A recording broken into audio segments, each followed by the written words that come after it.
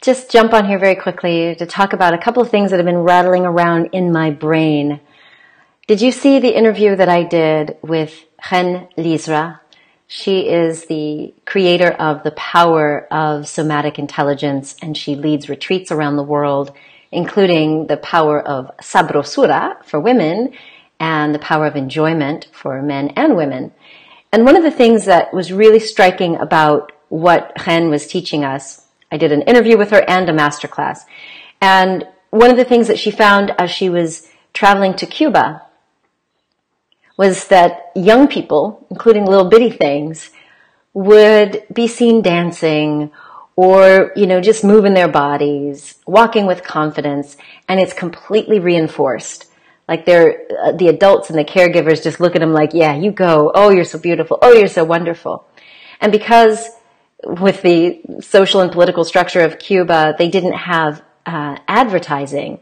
So they weren't, the culture is not influenced as much as we are in America and the West by ads that have been photoshopped and made to look like we're not perfect as we are.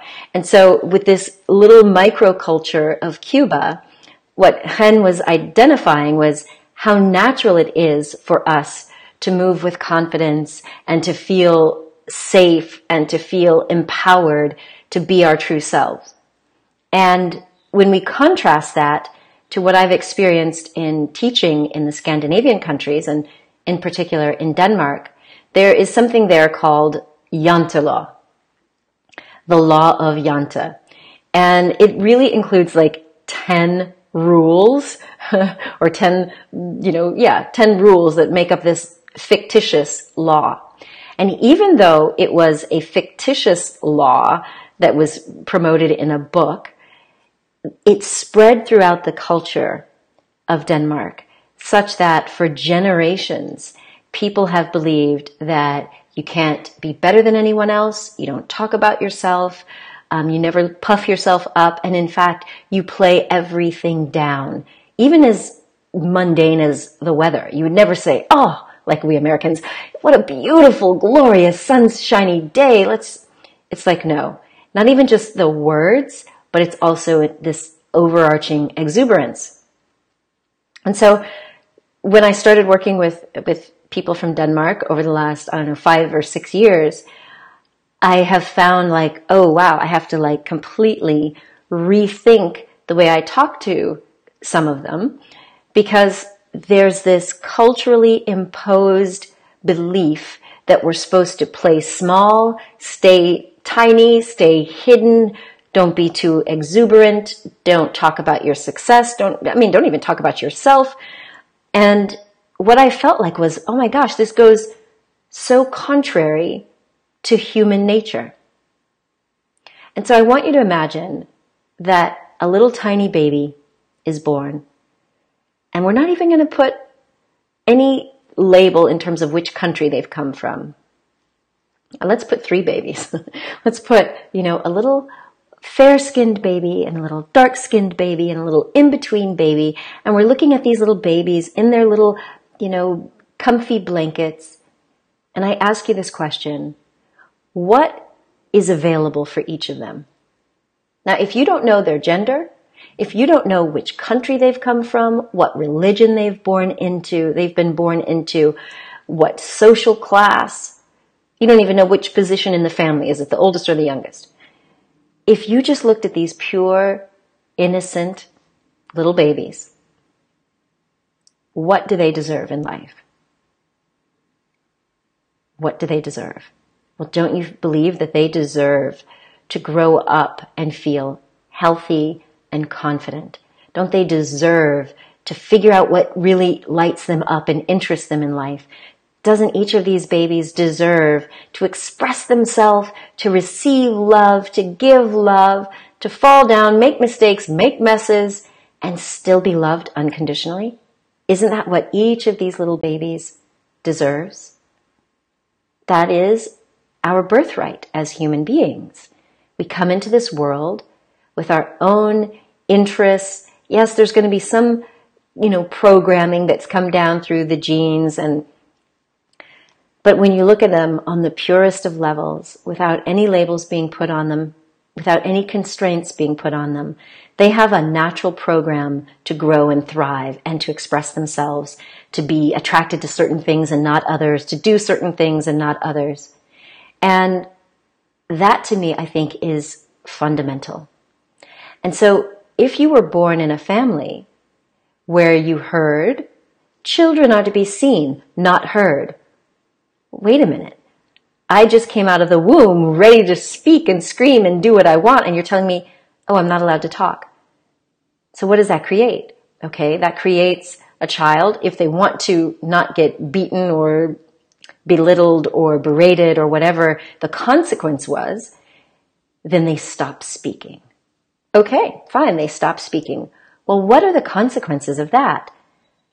Well, eventually this child may think, what I have inside of me to give, the ideas that I have, the things I want to share, they must not be valid because I was never mirrored that I was a valid contributor to conversation. Now that might just apply at home, but what happens when they go out into the other part of the world? They don't know. Maybe this family also has that same belief. Then they get to school and then the school teacher is yelling at them because they don't speak up. And yet, so what that creates is this dualistic thinking. I'm good if I speak up at school. I'm not good if I speak up at home. I haven't even learned to speak up at home, so speaking up at school really is scary. I'm afraid I'll be judged. Oh, and then when I do speak up, then I get yelled at by the teacher that it wasn't right, or I get belittled by my friends that I wasn't smart enough, or whatever. So can you just imagine that just in this one scenario, how much anxiety and tension that creates in that young person? And unless that was healed and addressed and given new context, that can persist into adulthood. And if you can imagine that if that young person had a big desire to speak and to emote and to share, and they were told that that was bad, how would they feel about themselves? It's quite possible that they would start to feel like they didn't love themselves, that they weren't worthy of attention or praise. And that creates a whole system of beliefs that spill out into every area of life. Now, I've just given you one example from one country, and that story was mine. That's how I grew up. Now, obviously, I overcame it because here I am talking to you, but not before I dealt with 20 plus years of depression and thinking that I was not good and not loving myself, literally hating myself. Like, can you imagine that? Okay, maybe you don't have to imagine it. Maybe you know what that's like.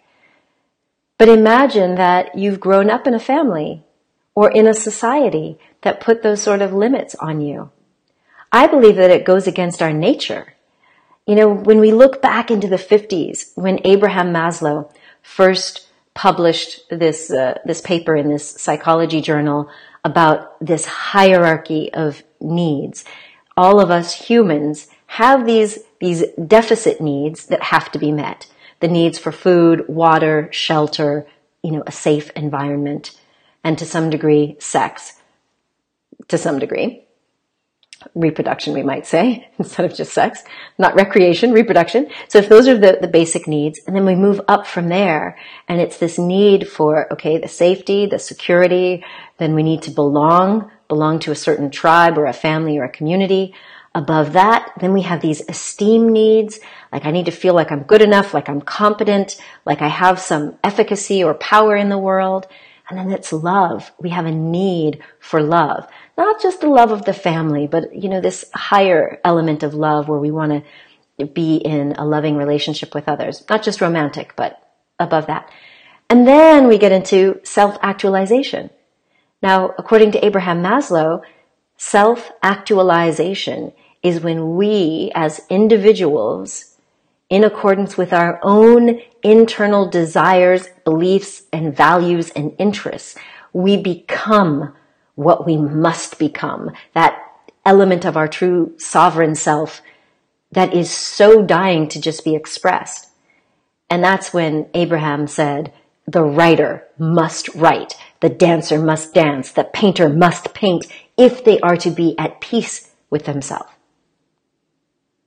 And what he saw, and what we've now seen decades and decades after, is that when we are not living what is really driving at us and true for us, we won't have peace. I felt that for so many years, and I've seen it with my clients, that they're denying the expression of parts of themselves because somewhere along the line, they learned that it wasn't safe to be their real self. It wasn't safe to express what was really at their heart and their core. They chose other compensatory behaviors. They would compensate to be accepted and to fit in by either pursuing things that didn't interest them, whether that was money or love or power, or they went down a relationship pathway because that's what their family or their religion pushed them into, and it wasn't in alignment with their true desires. And so they live with all of that tension and anxiety and that self-hatred, because when any time their real desires would bubble up, they would feel that twinge of, oh my gosh, if I raise my head to who I really am, I might get it chopped off. You know, that's what they call the tall poppy syndrome. Don't get too tall because you might get lobbed off. Now, if we believe that it is truly in our human nature to want to rise up as our sovereign self and express ourselves in our lives in full accordance with who we really are, if something in your environment, your society, your family, or your religion is preventing you from doing that, it's going against your nature. And that is going to set you up for misery. Now, I've said this in my book, and I say it all the time. Even Abraham Maslow saw that beyond the top of that pyramid of self-actualization, he believed that when humans could really be in that state where they got themselves, like I get me, I know who I am, I'm actualized. Once you had enough mastery in that level, poof, you would transcend. You would find that state of flow when you're doing and expressing your talents in a way that requires a little bit of effort, but you really lose track of that egoic sense of self. And you get into that flow state, that state of being in the zone where you feel connected to something bigger than you, beyond you, maybe the whole wide world or the universe. It creates this next level urge, this urge for transcendence. We transcend the egoic and these basic human needs to connect with something greater. We get into global consciousness. Now for me, that's a place where I love to hang out. Because after having those years of feeling like I wasn't good enough and then getting all the stuff on those lower needs met with the degree and the business and the money and the car and the whatevs, and I still didn't feel good enough. Once I finally did get to this place of self-actualization where I truly am being my true self, doing what I truly love, connecting with people who truly get me, I know that ultimately I want to be in that state of bliss all of the time. And so it makes me really believe that in order for us to really solve many of the problems of the world, we need more people self-actualizing so that they get their own shizzle out the way. You know, heal your past, find your true calling, find your purpose, find that will and that motivation to live, get as healthy as you can in this vehicle of yours, whatever that means to you. Take that sense of healthiness and happiness and then find that higher purpose to transcend. Because when we get into global consciousness, that means we can start solving the problems of the world. But if we are still so miserable and locked in, as much of modern society would have us be, like the media and this modern world wants us numb and dumb. Doesn't want us, these advertisers don't really want us to be in self-actualization or beyond, where we're just giving away our fortune, we're connecting to other people.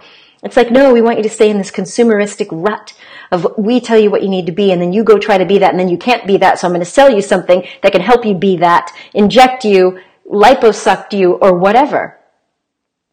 So I really believe that this path of humanity getting to a place where we truly love ourselves and express ourselves is vital. It's vital to the whole planet being healthy and well. Because once each of us is individually feeling good and feeling our power and our divine connection and our right to be happy and healthy, then we get healthy and we can spread that to everyone around us. It starts within our own little home community. It ripples out to the people that we touch on a regular and ongoing basis. And now, because we are global citizens, we can connect with people across the waters and across the airwaves and maybe into other dimensions, so that this ripple of evolution and transcendence can continue. And then, collectively, once we get to that tipping point of enough of us who are tuned into peace and joy and universal love, we can start sharing that. I believe that's what's going to get us over that hump and to that next level where we heal the things that are going on planet Earth. We can heal Mother Earth herself, or allow Mother Earth to heal herself, right? And we can start taking care of the other beings on this planet that are not necessarily plugged into the same resources that some of us already have. Like, we live in a truly abundant time, in an abundant universe. We have enough resources on the planet for everyone. Let that sink in. We have enough resources on this planet for ourselves and for everyone to thrive, not to just get by. We have enough for all of us to thrive. And I believe that the way for us to get there is to get there collectively. When we raise up one of us, then we can put out that ripple and raise up even more people, which means we've got to spread this wave of awakening, this enlightenment thing. It's no longer saved for the woo-woo hippie types. Everyone needs to get woke so that everyone can get healthy and wealthy and share that enlightenment. So I hope that you will join me in this mission. I know I've been ranting now for a little longer than I anticipated, but I really believe that this is the call of the times for me and so many of the beautiful people that I'm working with. And I believe that you should be a part of it. So whether you are at the point where you are currently in that state of suffering, where you're feeling like you're not loving yourself fully, you're not expressing yourself fully, you're full of confusion or doubt or anxiety or worry because you don't have enough resources or because you don't have enough confidence in yourself, then there are resources here for you. Part of the Real Self-Love movement means you're going to get videos and masterclasses and connections with me and other Real Self coaching and the mentoring that you need. And then you can connect with a global community online or meet us in person when you have the time and the availability, where you can come and be in person to get the love and attention and that mirroring of your divine gift that you are. And if you're already feeling pretty good, then maybe you want to become one of the Real Self-Love mentors. We have an upcoming 10-month journey for both people who just want to come in and learn how to really heal the wounds that may have caused you to not love yourself or to have that doubt and anxiety, to heal that depression that we feel when we're disconnected from our real self, when we're not connected to a tribe that is loving and accepting of us. We can heal that in this 10-month journey. And if you're a coach or a healer or a light worker or some other type of consultant and you'd like to get certified to become a Real Self-Love mentor, then you can be in this 10-month journey and then add certification onto that. And if you're already a teacher, a leader, a transformational, global impacting luminary, then I would invite you to connect with me so we can share more of your story, how you got to where you are, feeling fully empowered to share your gifts with the world. Whether that's through books or through interviews or on stages, I'm here to support you in getting your message out to millions of people who need to hear from you. So that's what I'm up to. That's what all of my life has been leading me to right now in this moment. It's to connect with you and to connect with the millions upon millions of people who are suffering, who are afraid, who are hiding in shame or in fear. Because we've got to get rid of this stigma that's associated with mental illness, with being different. This whole problem about conformity, it's got to be busted wide open. And that's what I want to invite you to join us. So visit realself.love. You can find the links here somewhere in the description of this video and tap in. The Real Self-Love movement is totally free. All the resources you need are here, totally free. And when you're available and you want to pop into a live event, yeah, you can pay to come to the events. We also have scholarships available for those who can't afford it, because our commitment is to be here with you and for you. Because as we heal each other collectively, we're going to be able to heal our entire planet. So thank you for listening. Thank you for tuning in. I'm sending you just so much love from my heart to yours. So there you have it. There is my invitation. What do you think about me being here in a different space over here on YouTube? So what's up, good people? Are you tuned into this concept of loving yourself and truly expressing your real self? That's what I want to know. I want to know how tuned in you are feeling to this whole vibe. Does this make sense? Am I talking crazy talk? Or do you believe in the possibility? Do you believe in the possibility of each of us owning our power and our gifts to be fully self-expressed? I want to hear from you, so feel free to type away into the chat. And yeah, join us at the Real Self-Love Movement.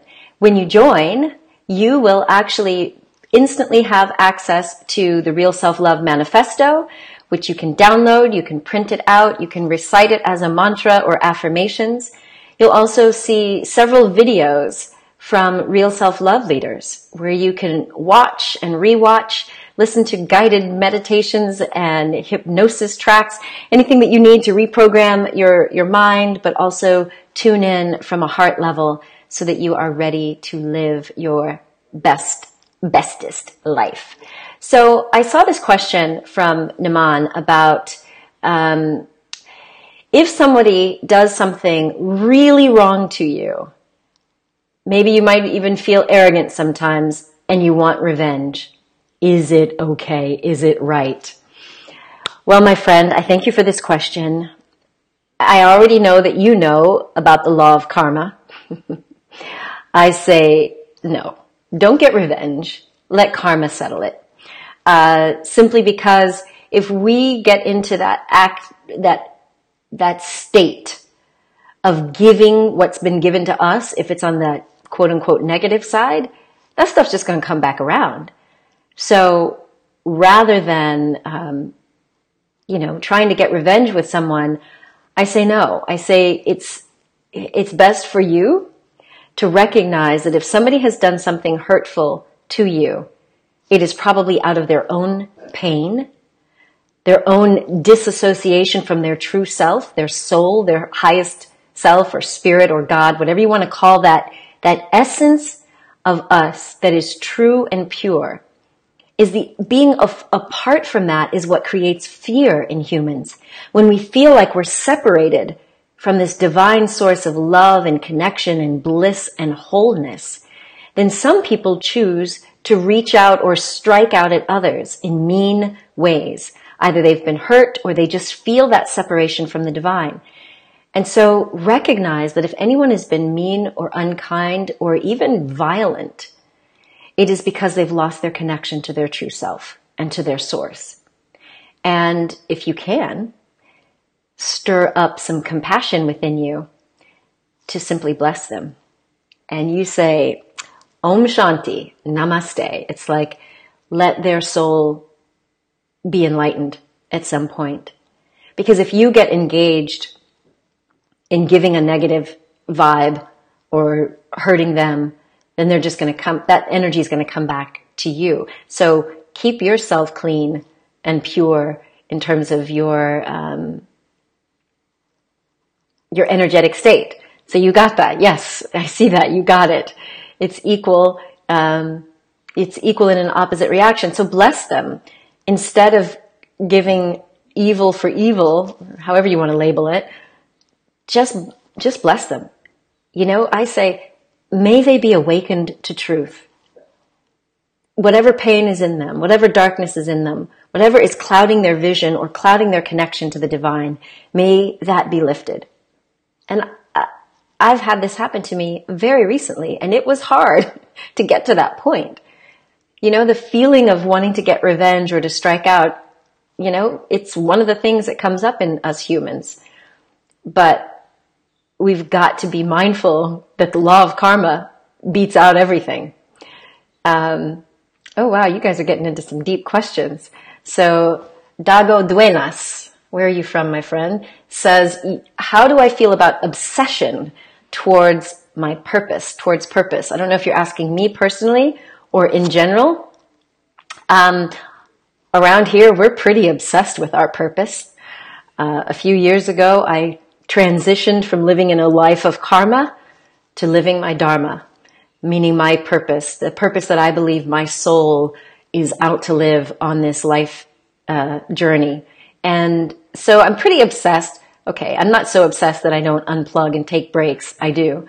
But I really feel like, for me personally, after being on so many different journeys of, you know, striving for acceptance and then getting my degree and trying to build this career, those obsessions left me empty. Whereas when I really feel like I'm following my dharma and living these principles and cultivating my spirit and cultivating compassion and love, it's not just about work anymore. Now everything in my life is about living my purpose.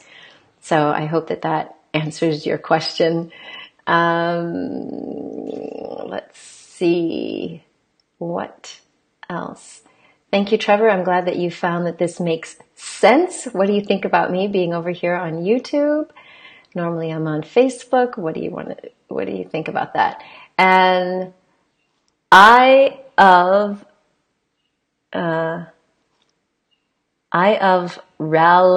little brother. Okay. Well, anyway, whatever your name is. Hello. Am I coming back for another lifetime? That's a great question. So for those of you who believe in Hinduism or Buddhism, or you believe in any form of philosophy that believes in reincarnation, I do believe that our eternal essence, that soul stuff, I believe we come back for multiple lifetimes.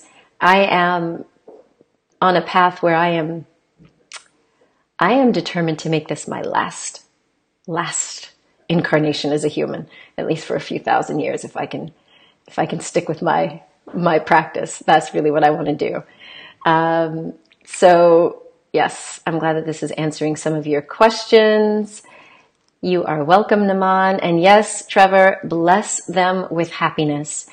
It's one of my friends, the dear sister Dr. Jenna from Meditation Museum and the Brahma Kumaris. They have this saying, and they say, don't give a sorrow and don't take a sorrow. So that's just, if you practice that, it's like, don't give your sorrows to anyone and don't take theirs either. I think for a lot of us who are healers and coaches and light workers, it's very tempting for us to take on the suffering of the world, but don't do that. Instead, you send out blessings and love and light. We're still committed to doing the work. We do the work to help make this world a better place, which is what I was just talking about. If we work on ourselves, it's not about being selfish or self-indulgent or narcissistic.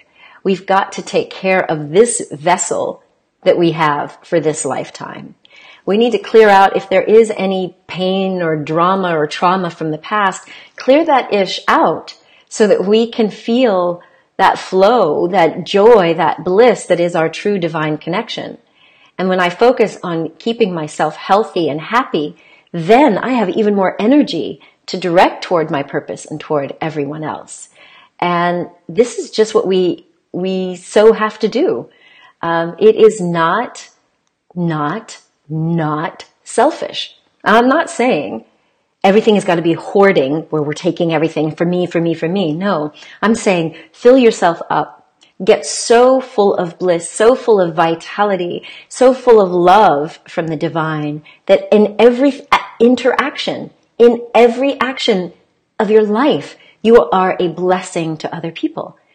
Like we think of service, the things like that Mother Teresa would do as the ultimate.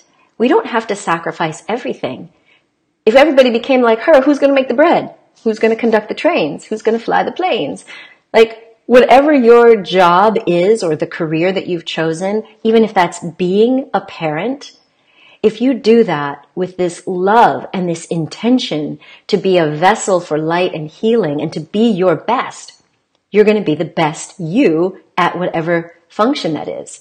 And it's just going to make it so much easier for the people around you to see, oh, I'm worth it too. I can value myself. I can value my vitality and make it important for all of us. So Naman says, okay, when someone like me personally guides, it becomes more easy. Though you knew about it, and I helped again in bringing that counseling and support back. That's part of my role, right? My role as the leader of the Real Self-Love movement, along with all these other leaders and my partner, Helena Philipson, my role is to be a support. I'm here as part of my role as a teacher and an activator. If some of you saw me go live last week, I was talking about my vision for what I'm up to on the planet. And it really is about activating people to really step up their game into their own gifts and what they're here on this planet to provide. So that's what I'm up to. And I think that's what we can all tune into if we're willing to really go within and say, what is my contribution to this world? Or what is my mission for this life? Am I willing to do it? Will I say yes and surrender so that I can be used to the best of my ability? So I hope this all makes sense. I hope I haven't just been blabbing blah, blah, blah at you. Anyway, I would love to hear from you the stuff that is in your mind and in your heart. So feel free to leave a comment here and, join this Real Self-Love movement. We've got masterclasses. We've got 2 or 3 of them coming up in the next few weeks. One with Willow McIntosh, who is an expert in high sensitivity people and an expert in helping light workers and entrepreneurs who are really ready to step into leadership roles. He's going to be doing a masterclass on how we overcome that background of shame. As a highly sensitive person myself, some would call us empathic. As an empath, I always thought I was a weirdo, and I felt a little shame, and I would hide some of my sensitivities, both my psychic gifts as well as just being able to feel other people's pain. So I don't know if you've ever been one of those people that gets really sensitive. Some people would try to shame us and make us feel like, oh, you're so sensitive. And if you have been someone who has tried to put yourself out there and then got cut down or criticized, then you know how that feels when I'm telling you here, we need you, come out, be visible. That can be really scary. So Willow is going to talk to us about how do we get past toxic shame. As he puts it, healthy shame is the kind of shame that prevents us from all running around naked, right? But toxic shame is what keeps us blocked and stuck in these little boxes of conformity where we don't feel comfortable and confident to share our true self with the world. And that's not healthy for us or anybody else. We've got some masterclasses also coming up with, who else is lined up? Taz Thornton out of the UK. She will be helping us learn how to tap into some shamanic gifts, how we can really put shields of protection around ourselves, and adding more spiritual tools to our toolkit. How do we take care of ourselves? How can we be more effective as coaches or healers or parents or teachers? She's going to give us a masterclass on that as well. So if you join the Real Self-Love movement, totally free, you will get all the information about each of these masterclasses so that we can, keep you up to date.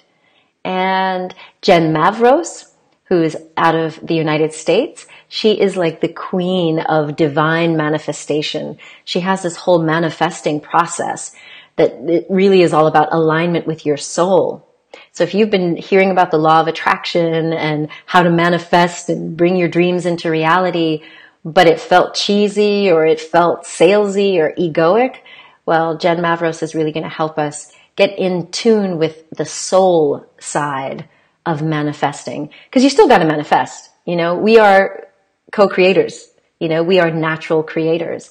And that is a huge part of what we need to be stepping up and into.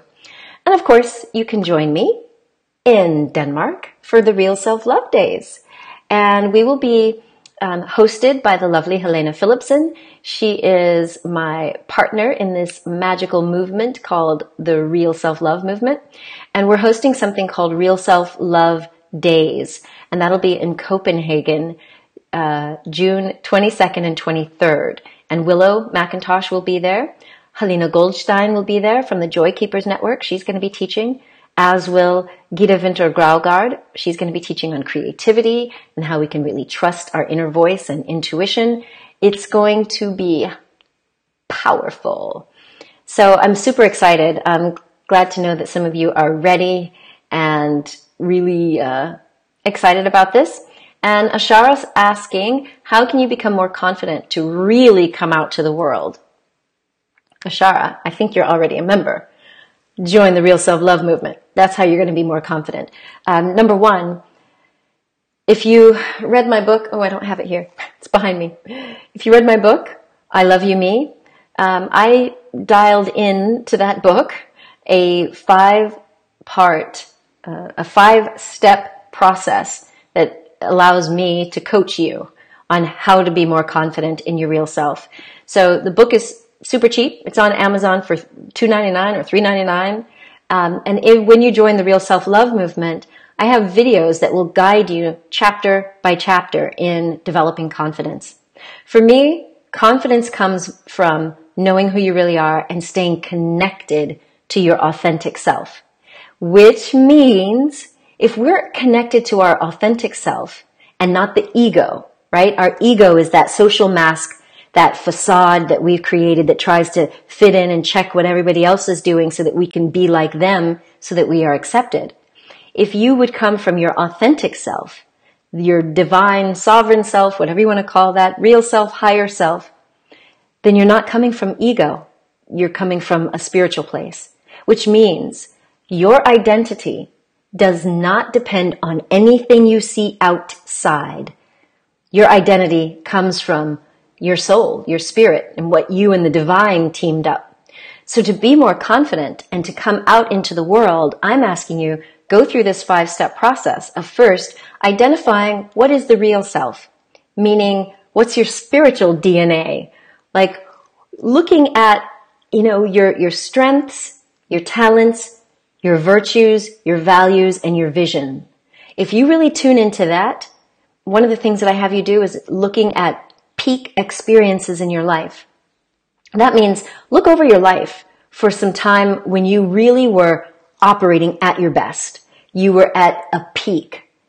And then if you would be willing to write about it, writing helps really solidify stuff, then you're going to kind of notice when and what you were doing to tap into that energy that put you in a state of flow, bliss, where you lose track of yourself, you lose track of time, you become one with the task or one with the divine. Because when you can start to look at these things, your values, virtues, visions, your strengths, your talents, these peak experiences, then you get hints. And so in your question, how do you become more confident to come out to the world?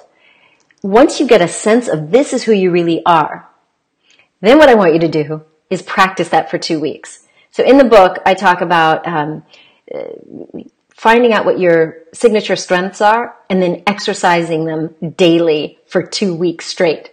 Because once you actually do something that is in true alignment with the real you, not who you were programmed to be, not who you were shamed to be or who other people made you think you needed to be, but the real you, it's going to feel different. You're going to feel that sense, maybe a little fear at first because it's like, ooh, I'm not used to this.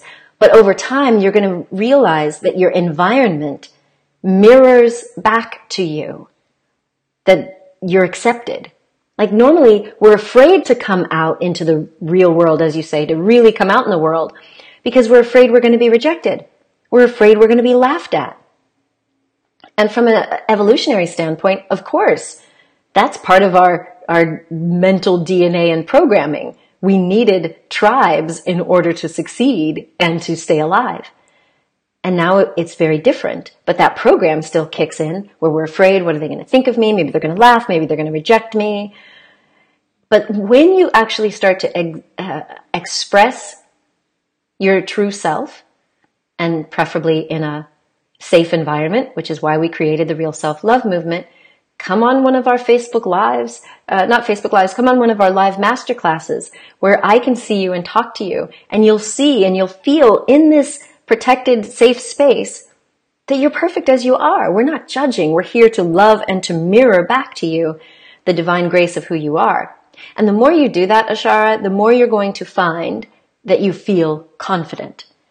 Because the reason we don't feel confident is, as I said, all that self-judgment, all that fear about being rejected. And once you actually express your real self and you're not rejected, that message feeds back to this little lower part of the brain, this reptilian brain as we call it, that stress center that feeds into the ego. Once you give that signal back that says, hey, I just went out and I was being my real self, I was expressing myself, and they didn't cut me off. They actually loved me. You start that reprogramming. And it takes time, and it does take a safe environment where people are going to accept you. And again, that's why we created the Real Self-Love movement, so you could get practice at being your real self in an environment of love. Does that make sense? Does that make sense to everyone? So Trevor says, your identity doesn't depend on the outside externals. Love it. Yes. Yes, yes, yes. So I hope this is making more sense. You will find that in the book, I make it very, very obvious, step by step by step, because that's the kind of girl I am. I like things to be practical. As much as I love to float off into airy fairy spirit land, I need things that are practical. And so step 1 is know who you really are. Step 2 is to accept who you really are. And that comes through practice, with doing it, with doing it, with doing it, with getting that validation, not for acceptance, but that validation that, oh, what I feel inside me to really express is just fine. And the other reason that we've created this Real Self-Love movement is because we want you to see that there are people all around the world who are already in love with you. And I mean like the real you. Yes, I'm glad that makes sense, Ashara. Like once you see that we already get it, we're not here to judge. We know that, as we saw, my daughter and I were at the grocery store this weekend, and we saw this guy with this crazy animal on top of his car. And I looked at it, my daughter looked at it, we both chuckled, and then the guy passed us as he was going into the store, and we kind of nodded to him like, wow, that's some creative self-expression. And it was cool. And then as we were leaving the store, he was pulling away. And we looked at the car again, me and my daughter, and we kind of looked at him, nodded, and this other woman was walking up. And she was kind of smiling, looking like, what was that thing? And I just kind of nodded to her, and she said, well, it takes all kinds. And my daughter hadn't heard that term because we've been living in France for most of her life. And I don't know if you guys have this expression in other parts of the world, but they say it takes all kinds to make this world go round, which means we're not meant to be like everybody else. We're not meant to be like anybody else. You're meant to be you. I'm meant to be me. You can't do me like I do me, and I can't do you like you do you. And so if you would really get the practice and the validation from a woke community, meaning a community who recognizes that we need your bold self-expression, because that's the way we all heal. That's the way we all evolve. It's part of our global ascension path and global consciousness. So anyway, I've gone on a little bit longer than I thought I was going to go on this Monday. Listen, I am sending you so much love here from the US of A, and I hope that this was in some way helpful to you. and that you will continue to tune in. If there are specific elements of this whole self-love, self-acceptance, self-expression journey that's unclear to you, or things that you want help with, would you type it in or send me a message, and then share this video with the other people that you know need to have a safe, healing environment to be your real self. Because the more people we can share this with, the bigger our tribe grows, and the more that we can get together virtually or in person, and we can transform the world. Like, I firmly believe that we can transform the world. So I'm so grateful for your presence here. I wish you a wonderful rest of your Monday and a fabulous start to this new week of life. Join us at the Real Self-Love Movement, and you'll have tons more videos and guided meditations. If you like my voice, you can hear it any time of the day. You can download these guided meditations for stress relief, for creativity, for healing. And if you don't like my voice, that's okay too. We have other people in the Real Self-Love Movement. We've got a beautiful guided meditation from Marisa Peer. She's one of the UK's leading hypnotherapists. And she teaches this transformational, what is it called? TT something, transformational therapy hypnosis. She's got a lovability MP3 that's part of the Real Self-Love Movement that will help you believe and reprogram yourself to know that you are lovable. So just check us out at realself.love. Join the movement, and I'll see you again. Thank you, Trevor, for being here. I appreciate you. I appreciate all of you. And just know that you are not alone. In this beautiful journey to self-love, you are not alone. So, my friends, remember that you are a gift to this world. So, share your presence with passion. Much love. Bye.